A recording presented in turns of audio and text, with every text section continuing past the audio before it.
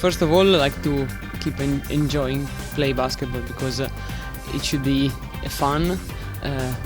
most of all, and then of course a job, like a serious thing that they have to keep doing, and then